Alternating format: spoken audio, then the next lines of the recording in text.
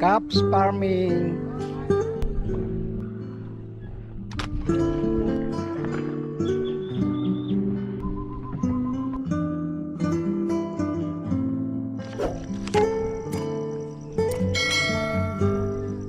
So ayan, magandang umaga po mga farmers. At andito na po ulit tayo sa ating taniman. Gawa ng hindi po tayo makatanim. Gawa ng sobrang init po. At halos ay mahigit siyang buwan na ho ang init na hindi umulan. So ipakita ko na po itong ating kamatis at may hinog na. May mga namumula na. Kaya pipitasin na po natin yan. Ayan. Oh. Mga may mapupula na po. Pitasin na po natin. Yung. Ayan. Pitas na tayo. Harvest na tayo ng kamatis. Oh, laki.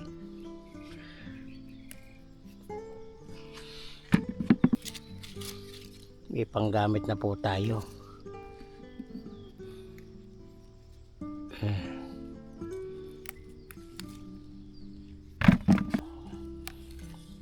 Hindi na tayo bibili ng kamatis. Gawa ng mahal din po pag nasa palengke na.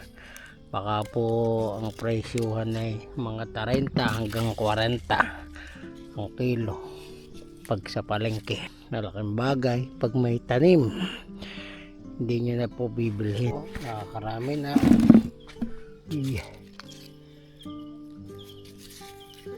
Ayan. Daming bunga po. Talagang nakakatuwa pag ganari.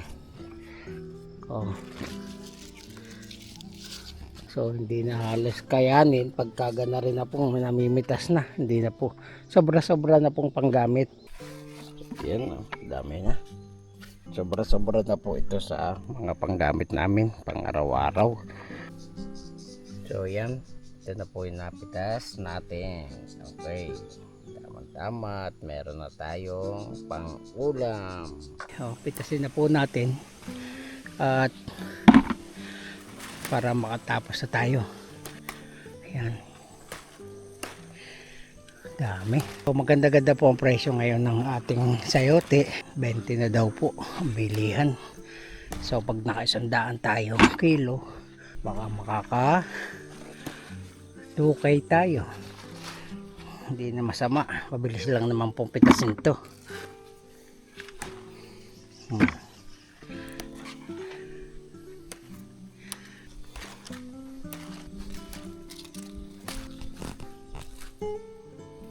Tayo sa taas at marami pa po dun.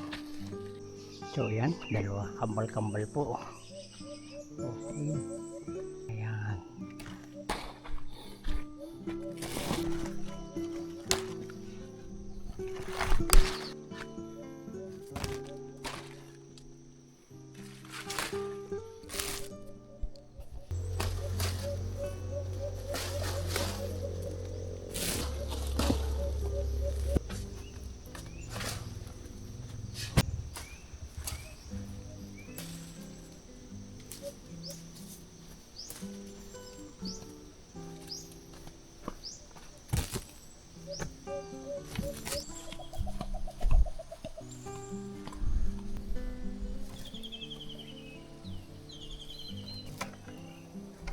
Nakaisang sako na po tayo. Okay, so doon pa po sa Ilaya, baka makakadalawang sako tayo ngayon. Ayan, so every 5 days po ay namimitas. Kaya sana hindi kayo magsawa sa kapapanood. Kahit po ito ang ating binibidyo. So ito lang po yung aking pinaka libangan sa buhay, ang magtanim at mamitas ng ating mga tanim dito sa ating farm. Basta ang mahalaga ay nalilibang ako at na-exercise.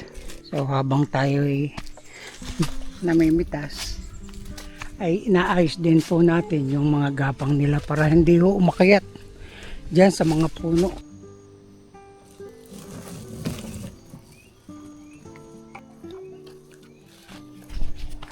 So yan, kinaon ko po si Ian para maikarga na po yung ating sayote.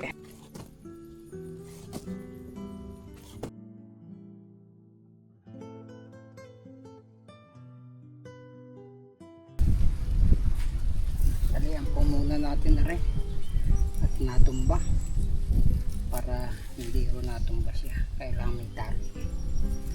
Yan.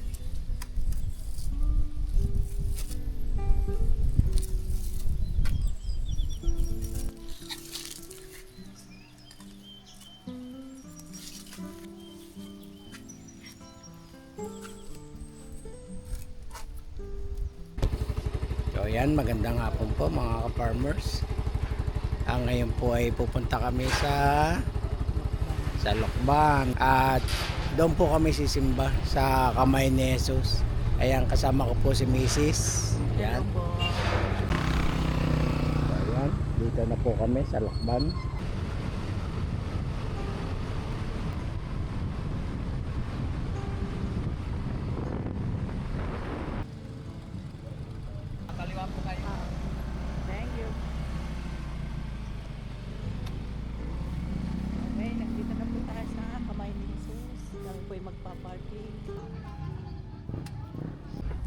So ayan, nandito na po kami sa kamay ni Jesus at dito po kami magsisimba.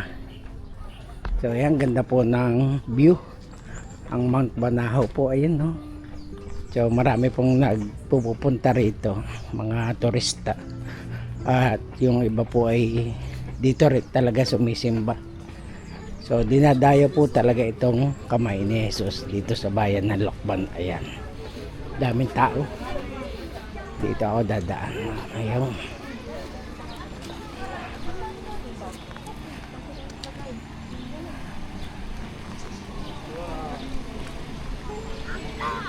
O ayan, ang dami pong tao. Ayun, umakyat po doon sa taas. O. Ayan. So ito po yung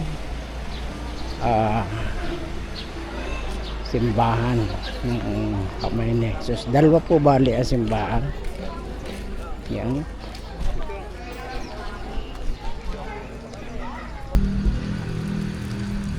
So yan. Pauwi na po kami at tapos na po ang misa. Kaya andito, palabas na po kami. Pauwi na po kami.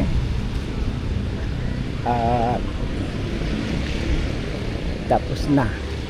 O ayan, si Mrs. So yun po yung aming motor. Yeah. Magkano dito? Ma'am, sa hita po ay 150 with rice. Sa pecho po ay 160 with rice. Isang dragon fruit. Ano yung order ni Mrs.? Isang pecho po, tsaka isang Hungarian, isang hotdog. Ay.